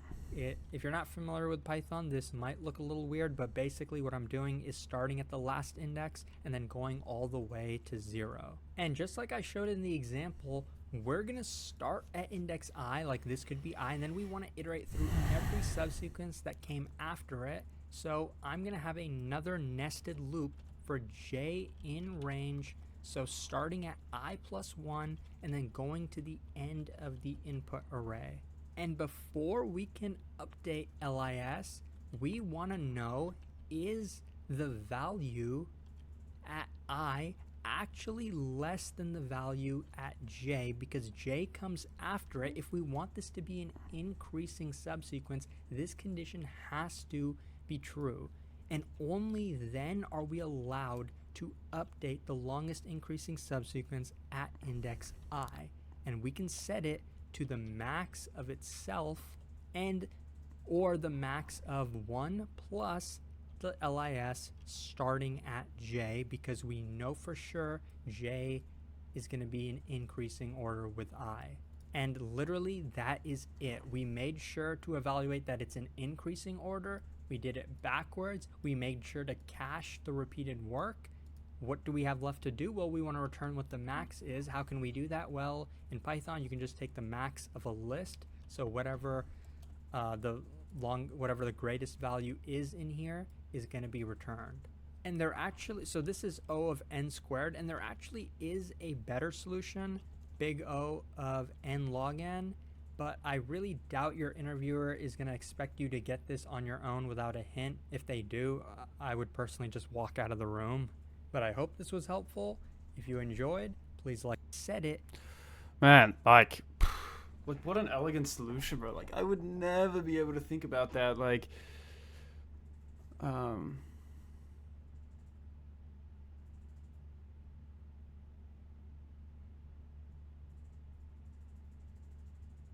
yeah.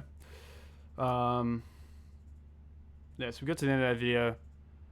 I think what I'm going to do is I'm going to take a break now. I'm going to eat. And then we'll come back and we'll just do some, like, probably just one random problem. One random problem somewhere. Maybe we'll pick, like, you know, a sliding window or something we've done in the past, just to kind of do something different. I feel like we've just, you know, the past few days just been, you know, a shit ton of recursion, a shit ton of dynamic programming, so switch it up. But yeah, I'll be back in a little bit. See you guys later. Yo, what's up, guys? I'm back. I'm gonna take a look at this problem again tomorrow or at a different time. Kind of come back to it and refresh kind of what's happening. Since we are making some progress, we're gonna jump to something different. Maybe not bit manipulation. I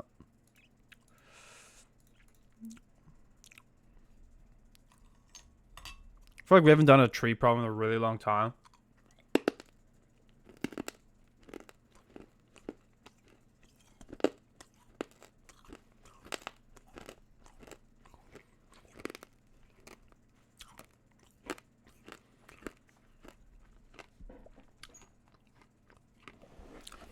One second, I'm gonna grab some water.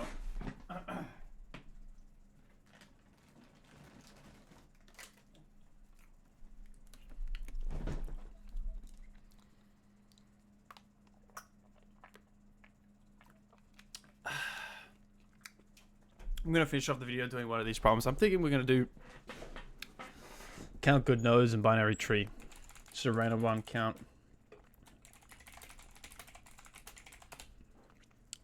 I don't know if we solved this one. Did we? We have solved it.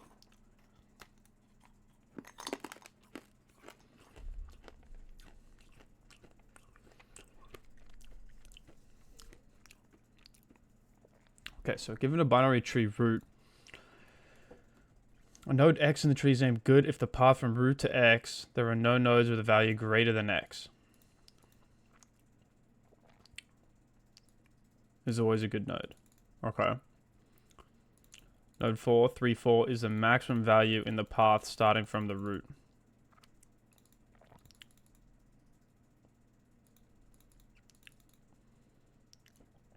One, 2, 3, 4.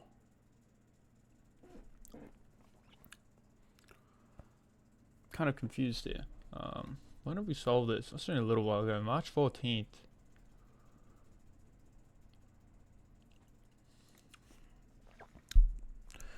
About a month and a half ago. I'm trying to think kind of how to solve this. I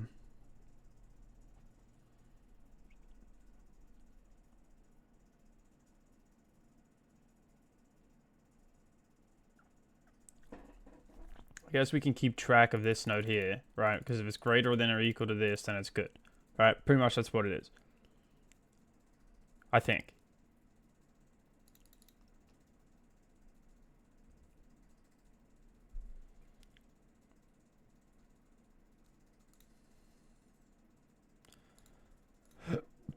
The current path maximum.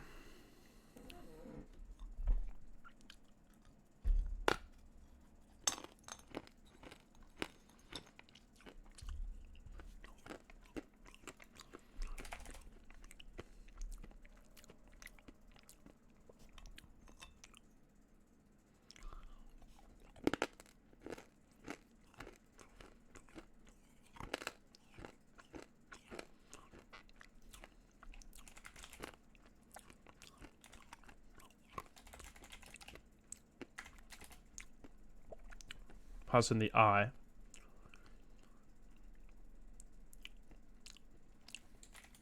I guess the cur max, right? Something like this.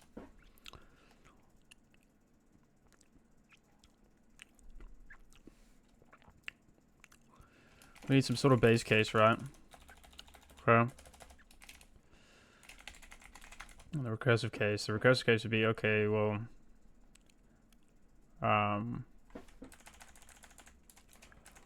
Sorry, we're working with node now.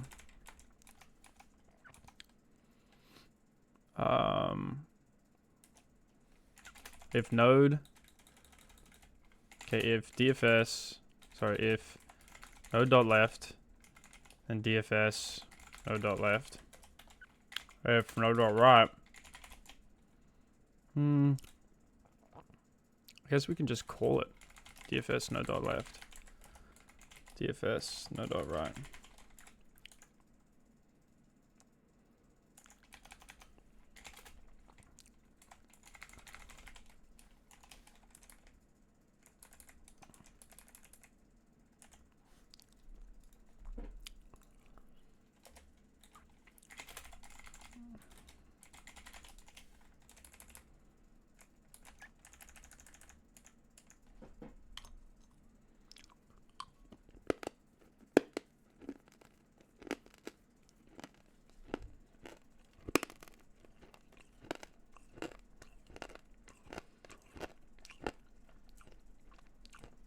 Maybe we could run this twice.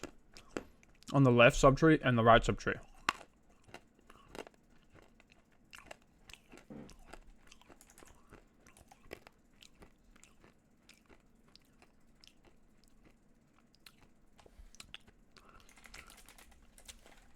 Right, if I look at that. DFS node dot left. Our cur max is root dot val. DFS node dot right, root dot val. Okay. Our base case should be, well,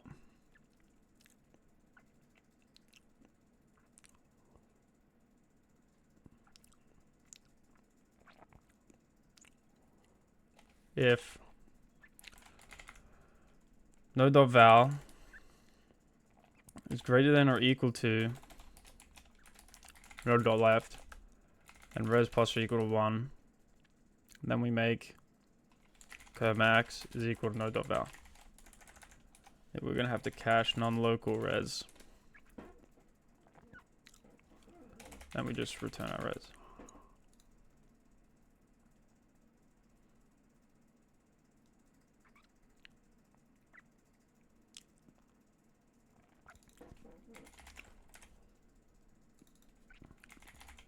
Root dot right.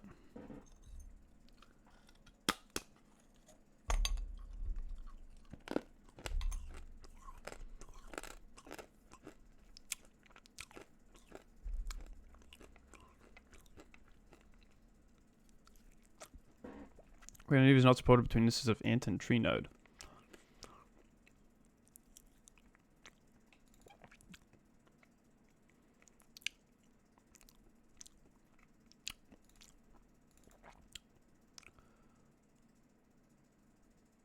Node.val. Oh my god. I meant cur max. Whoops.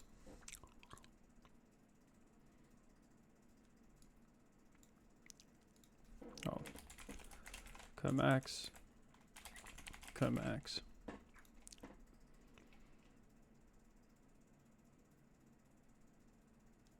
Non-type object has no attribute val.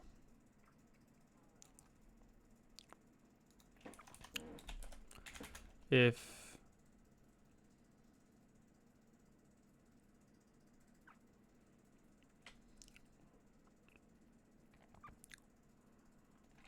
not root, turn 0.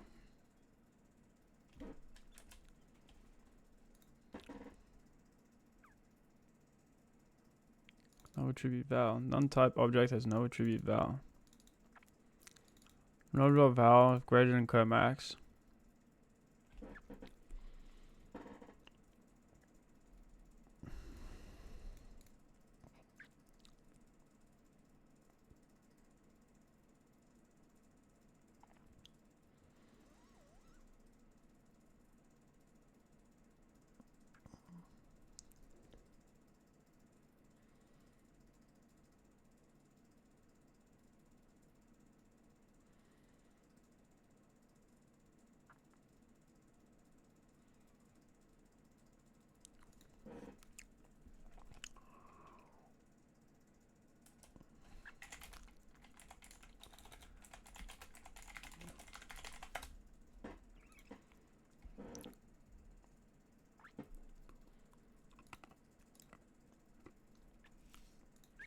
think our res needs to be 1.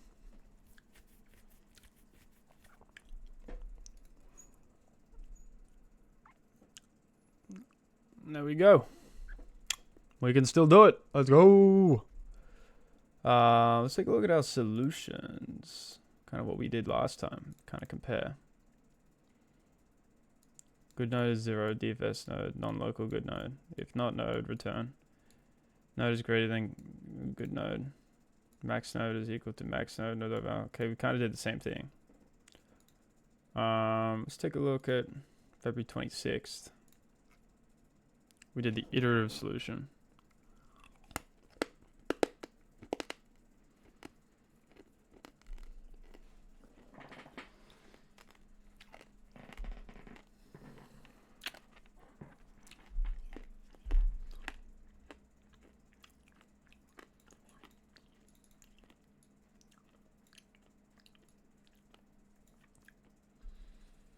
What is max val? That's right. Because it's always going to be equal so we can count it. Yeah. Interesting.